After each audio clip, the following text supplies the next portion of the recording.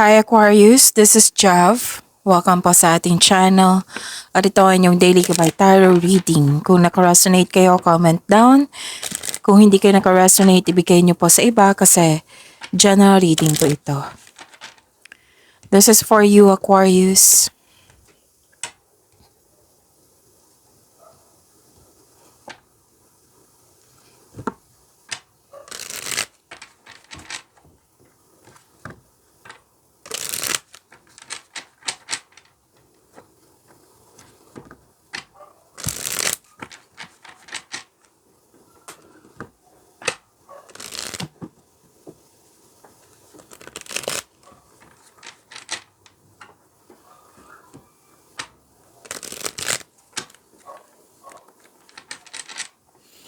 Para po ito sa inyo Aquarius.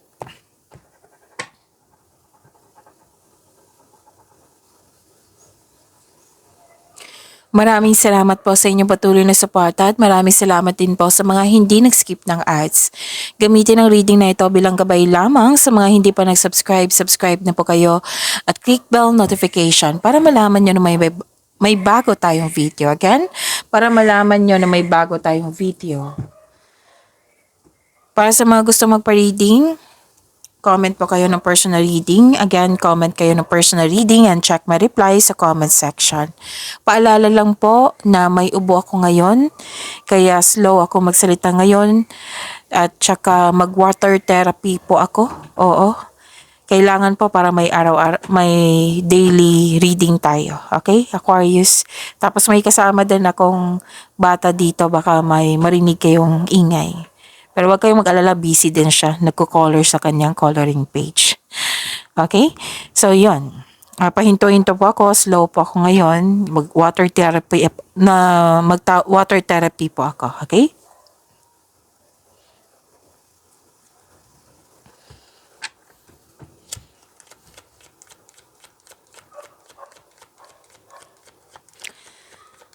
Mga ganap po para kay Aquarius, I need 3 cards po.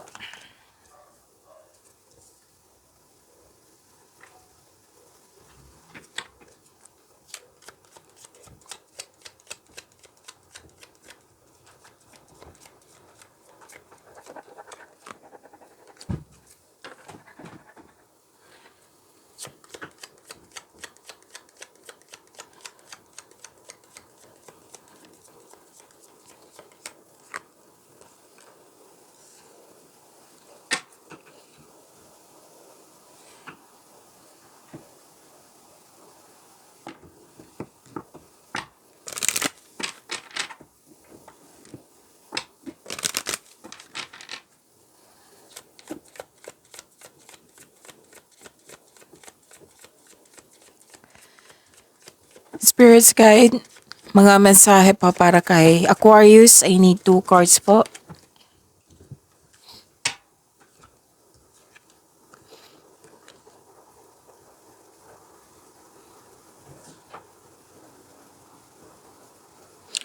Okay, Aquarius.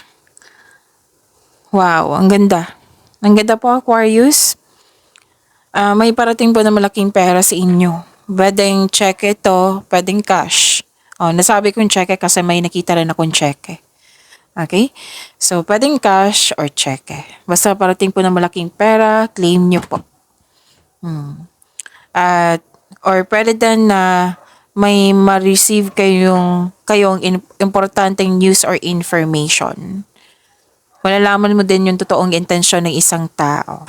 Love is blooming, nagkaroon ng pag-aalaga sa sarili, self-care, you love yourself more, may romance, attraction, and affection. At wow. Sa mga cross-watcher dito, na nanood sa video ni Gemini and Libra. Sinabi ko kasi kanina, and I'm sure sa air signs lahat, Gemini, Libra, and Aquarius, nag-harvest kayo ngayon. So, harvest nga. Claim niyo pa Aquarius. Nag-harvest time kayo. May harvest time pa Aquarius ha. Ito yung pwedeng sweldo nyo, pwedeng binayaran kayo sa binigay mong serbisyo, pwedeng marami kayong sales, mataas yung sales ngayon, maraming benta, Pwede yung product mo naging fast moving. Pwede literal na harvest din. O, basta, ano to, resulta to sa inyong sipag at tiyaga. Yung sa pagiging productive nyo sa araw-araw. Ito na yung natanggap nyo. Diba? Ang ganda. So, harvest time. Lahat ng air signs ngayon harvest. Wow. Claim nyo po ha. Ang ganda, Aquarius. Mukhang may challenge kayo ngayon or it might be busy kayo ngayon. So you have to, may bottle of blues, take steps toward positive change. So move forward kayo. Kasi kung mag-move forward tayo, may transformation yan. Okay? So that is changes, that is new beginning. Tapos wag kayong mag-alala sa pagbabago kasi sinabi dito na positive change po ito. Diba? Ang ganda. Claim nyo po ang positive change and cheer up. Live in the moment. It might be may disappointment, hesitation. Kaya sinabi ng card nyo dito, cheer up, Aquarius, kaya yan. Live in the moment.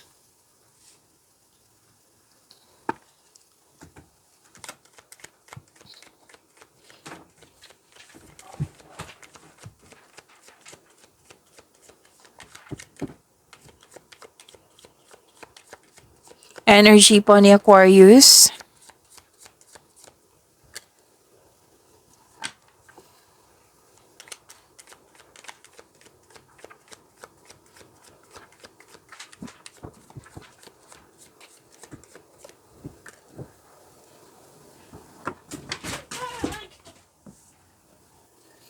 Kung may narinig kayong repeating message, kung may narinig or may napansin kayong repeating message, meaning to say, pinupush ng cards nyo yan.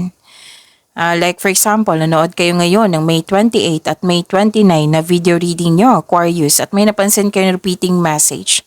Yan po yung pinupush ng cards nyo na kailangan nyo bigyan ng atensyon, solusyon, at aksyon kung maaari po. So ano yung energy ni Aquarius? May nagsabi sa akin ngayon, Capricorn. Baka iniisip nyo. Okay. Wow, this is success. This is new doors opening. So, inom muna ako ng tubig. Saglit lang po.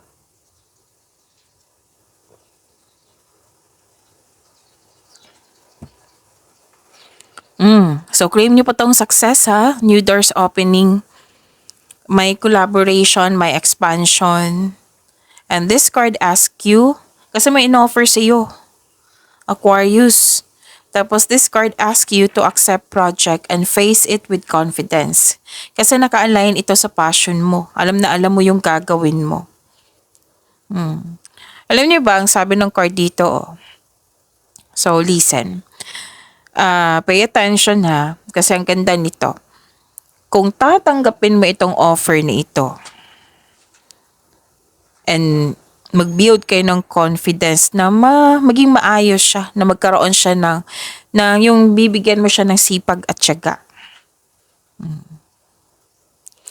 Tapos, kung magkakaroon ito ng positive outcome, mas lalapit sa iyo yung maraming opportunity. Makapagbigay ito ng maraming opportunity kasi it might be may ginawa kayo what I meant is yung magkakaroon ka ng positive outcome, mapapansin ito ng mga tao. Dito tayo kay Aquarius kasi magaling siyang magbigay ng serbisyo. Magaling yung product niya. Magaling siya magbigay ng service, ganun. So nakilala ka, this is recognition. Tapos mas dadagsa kung itong offer nito, itong project nito, na kung bibigyan mo siya ng yung ibibigay mo talaga yung best mo na magkaroon siya ng positive outcome. Dadagsay ang opportunity na yan, Aquarius. Yan yung dahilan na magkakaroon ng maraming opportunity. Kaya wag mag-alinlangan, tanggapin ito. Actually, Aquarius, nakilala ka na na magaling ka. Lalo na sa trabaho. At may kung estudyante ka, nakilala ka dyan. Oo. Na Yung nakatatak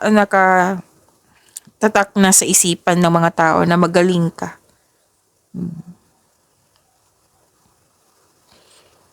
So, binigay yan sa'yo kasi na-recognize ka.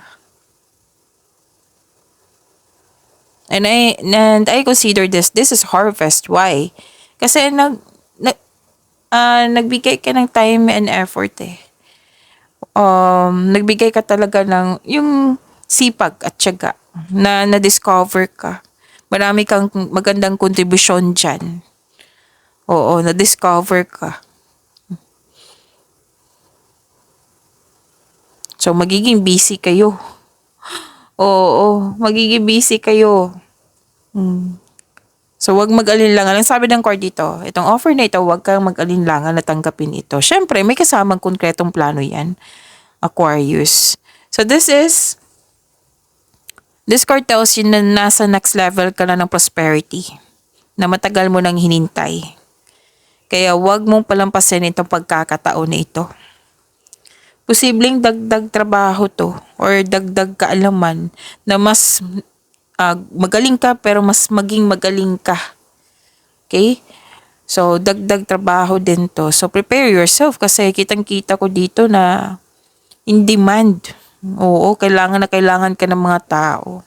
Kailangan na kailangan ka. Opportunity.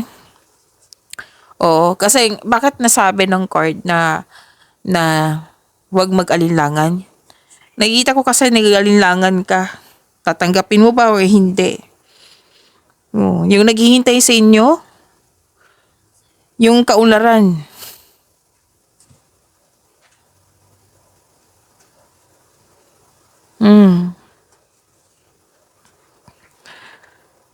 So, may offer. Wow, ang ganda naman. Increase confidence. Kasi kitang-kita ko yung hesitation mo dito. Increase confidence. At least, Aquarius, sinagot ng cards nyo.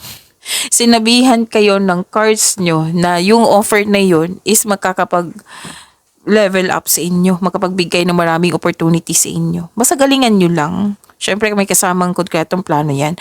Work your skills. Kailangan mong labanan mo yung hesitation mo, takot ba yan? And this will lead you to grow and expand. Lahat ng signs, lahat tayo gusto ng growth and expansion. Ito, lumapit sa iyo, Aquarius. So, wag sanang mag-alinlangan.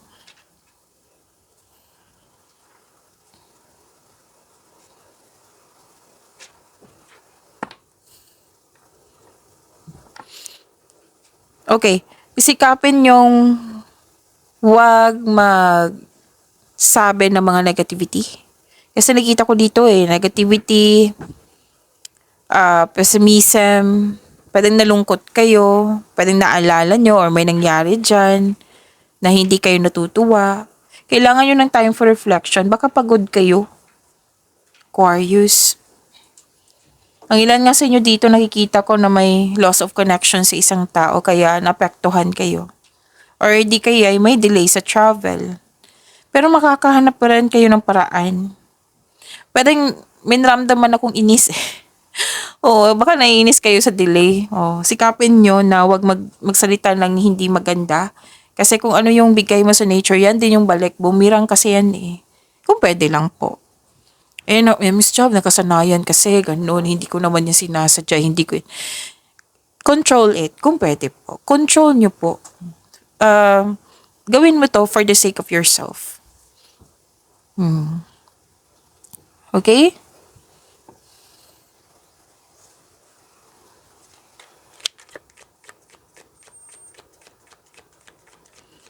Kaya pala may cheer up dito. Live in the moment. Go with the flow. Career and money po ni Aquarius.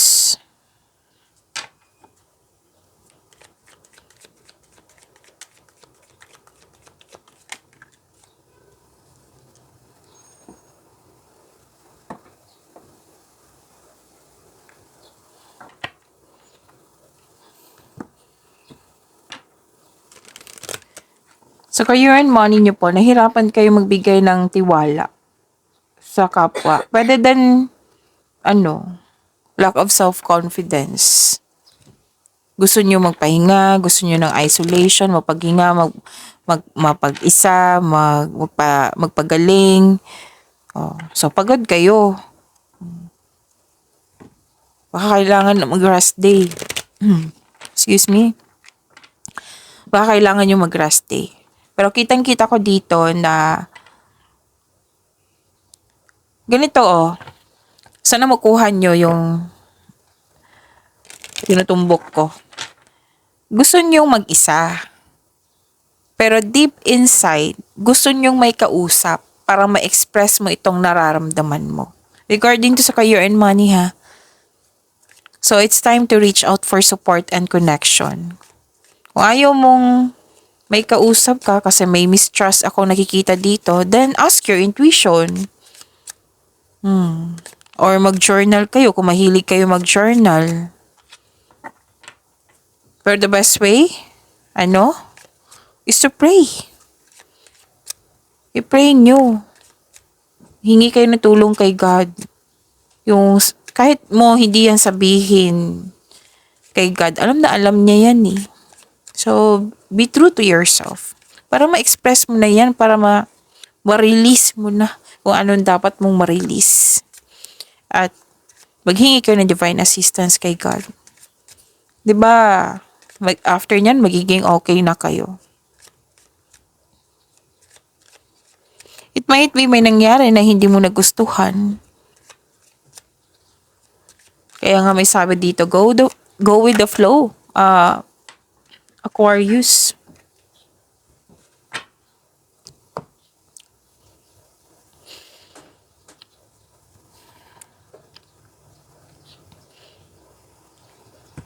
Nakikita ko dito na you're clinging to the past regarding sa career and money mo. Parang ayaw mo sa pagbabago, refusing to change. Parang napipilitan ka sa pagbabago. Take note, pay attention. Kahit yung silipin nyo dito, tingnan nyo. Yung sabi ko kanina sa inyo, take steps toward positive change. Huwag kayo mag-alala sa pagbabago. Kasi may mga matutunan kayo dyan. Positive change po iyan. And cheer up. Go with the flow. Live in the moment. See that? Ito din yung sabi sa career and money nyo. Kasi kitang-kita ko dito, ayaw mo sa pagbabago. Nilalaban mo ang pagbabago. Ayaw mo sa changes. Ayaw mo mag-move on. Gusto mo yung dati. It might be ayaw mo sa ending kasi may new beginning. So you have to let go and trust the universe and yourself kasi nakatadahan na to eh. Kung nagiging successful ka sa present mo, mas magiging successful ka sa changes na ito. So magtiwala. Magtiwala sa inyong sarili, sa universe, let go na yung mga nangyari na sa nakaraan.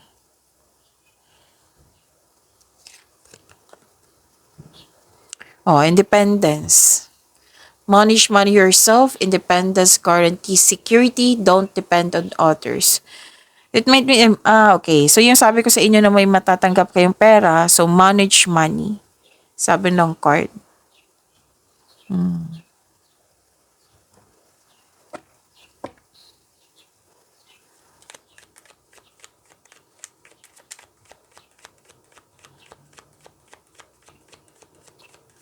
Love life, self-love, partnership, and romance, the Aquarius.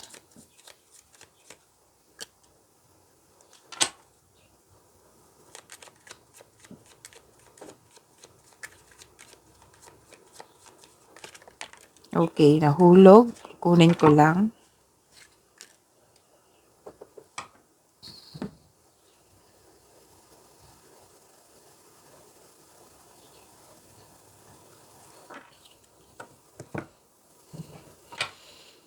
Nagkaroon ng anxiety dito, pag-alala. Naapektuhan talaga kayo, Aquarius. Again, naapektuhan talaga kayo. This is a repeating message but different card na from your energy to here, nagsabi na naapektuhan kayo sa disconnection sa isang tao. Magiging maayos to Aquarius kung mag-usap kayo. Gawa po daw kayo ng schedule para mag-usap kayo ng mahinahon. Pero kung na-sense mo na this person is not okay pa or you're not okay, then pahinga muna. Oo. Kasi nag-cause ito ng pag-alala, anxiety. Pwedeng stress din kayo sa dami ng trabaho kasi busy kayo dito. Nasabi ng card, na ayusin nyo po daw yung tulog nyo. Kasi kung hindi maayos yung tulog nyo, nakikita ko dito na out of focus kayo. Yung sabi ng card dito na kung may di ba may stress, nahihirapan ka magtiwala sa kanila, sa iyong sarili, journal. Sulat mo yung nasa isip mo upang sa gayoy maalis ang mga ito sa inyong sipan at mapunta sa pahina. Or kung gusto mo may kausap din, piliin nyo yung mga genuine na tao dyan. Pero the best way talaga, nakausapin nyo si God. Yan yung pinakauna dapat natin gawin. So, ang stress ay isang normal na bahagi ng ating buhay. Ngunit kailangan mo itong labanan sa pamagitan ng pag-unawa, pagtanggap sa mga sitwasyon. It doesn't mean na mag-stop kayo. Kumbaga, make change. Itong pangyayaring ito pasamantala lamang at lilipas din po ito. Huwag kayong mag-alala. Stop overthinking ha. Hindi yan nakabuti sa'yo. Nakaka-drain yan ng energy. Whether single ka man, may relasyon sa buhay mag-asawa.